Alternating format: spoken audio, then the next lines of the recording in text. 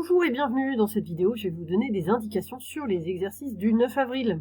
On commence avec le numéro 45, page 230. Il y a deux fonctions grand F et grand G et il faut démontrer que ces fonctions sont des primitives de la fonction ln. Puisqu'on nous donne grand F et grand G, il suffit de les dériver et de vérifier que la dérivée vaut la fonction ln. En fait, il suffit même de le faire pour grand F, parce que si vous développez ici, ça fait x ln de x moins x, vous pouvez remarquer que grand F et grand G sont égales à une constante près, il y a juste le 1 en plus ici. Et donc forcément, quand on dérive, ça va donner la même dérivée. Donc je vous laisse faire, ça fonctionne, faites attention, ici c'est un produit x ln de x. Dans le tableau du cours sur les primitives, il n'y a pas de primitive pour la fonction ln. On a ln en tant que primitive de 1 sur x, mais on n'a pas de primitive pour ln. Grâce à cet exercice, vous pouvez donc savoir qu'une primitive de ln c'est x ln de x moins x, on la retient comme ça en général, mais ça n'est pas au programme cette année. Dans un exercice, s'il y en a besoin, on vous donnera toujours la fonction qui correspond. Deuxième exercice, le numéro 46. Alors déjà, première question, justifier que la fonction admet des primitives. Ça, c'est une question à laquelle vous ne pouvez pas répondre pour l'instant parce qu'il y a une propriété que nous verrons dans le chapitre suivant qui est que toute fonction continue admet des primitives. Donc en fait, dans cette question, il suffit de dire que la fonction c'est une fonction continue, parce que c'est un produit de fonction continue, et donc elle admet des primitives grâce à cette propriété. Et encore une fois, nous le verrons dans le chapitre suivant avec l'intégration.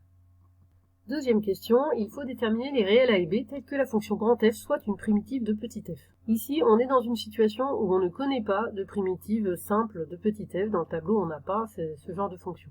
Mais on nous donne une indication pour en trouver une. Donc grand F de x est égal à x plus b fois e puissance 2x.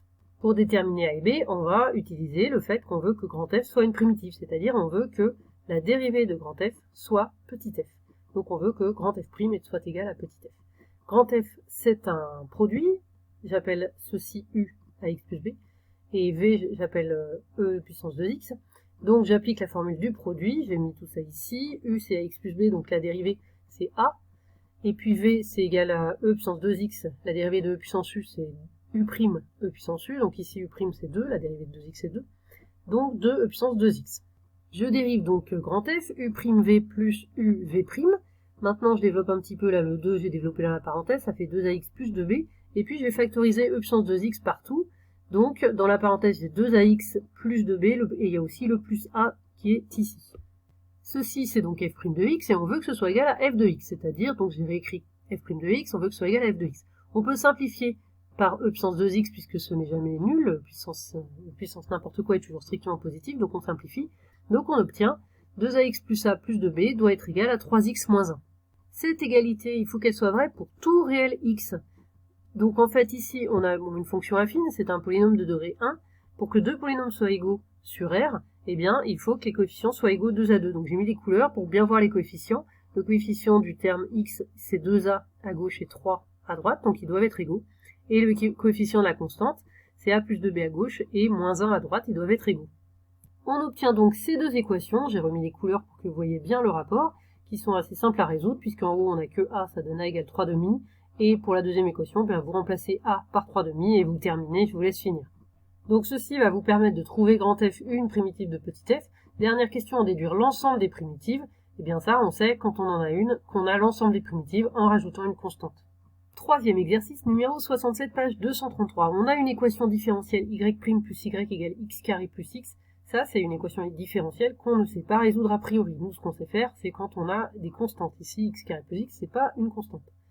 Première question, trouver les valeurs des réels a, b, c, telles que la fonction g définie par ax carré plus bx plus c est une solution de l'équation. On veut que g soit solution de l'équation, donc il faut qu'on regarde ce que vaut g' plus g, et il faut que ce soit égal à x carré plus x. Donc je calcule g', donc voilà, dérivée de x carré c'est 2x, donc ça fait 2ax. Dérivée de bx, ça fait b, et le c tout seul, c'est une constante tout seul, ça fait 0. Donc voilà g', et nous, on veut donc que g vérifie l'équation, c'est-à-dire g' plus g est égal à x carré plus x. Alors j'ai écrit ce que ça fait, g' plus g est égal à x carré plus x, j'ai remplacé g', j'ai réécrit g, et on veut que ce soit égal à x carré plus x. Donc là, un petit peu comme dans l'exercice d'avant, il faut que chaque coefficient du polynôme soit égal de chaque côté, et donc je vais mettre des couleurs pour bien voir, je vais les regrouper aussi. Donc là, d'abord, j'ai mis le coefficient pour x carré, à gauche, on n'a que a, j'ai mis en rouge. À droite, on a x carré, c'est-à-dire qu'on a 1 x carré. Ensuite, pour x, on a 2a ici, et puis on a b ici, donc je les regroupe, j'ai mis en bleu. 2a plus bx. De l'autre côté à droite, donc on a x tout seul, donc c'est comme 1x. Et puis les constantes sans x, on a b et c ici, donc j'ai mis en vert.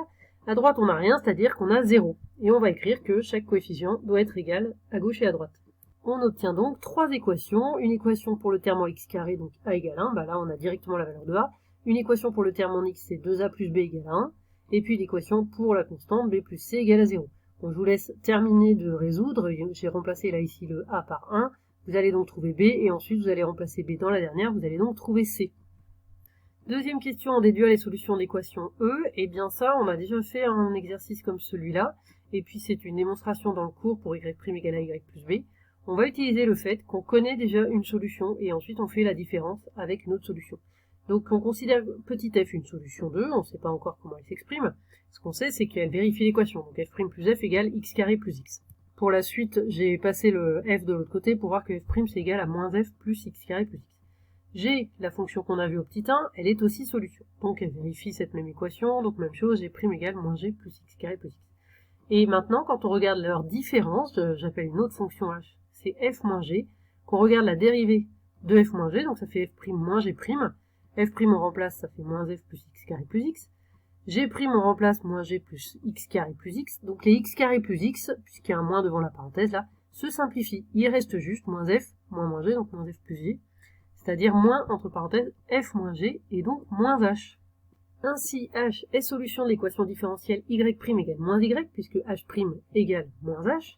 Cette équation différentielle, on connaît ses solutions, on sait la résoudre. Ce sont les fonctions de la forme k e puissance moins x, puisqu'on a un moins ici. C'est k e puissance ax.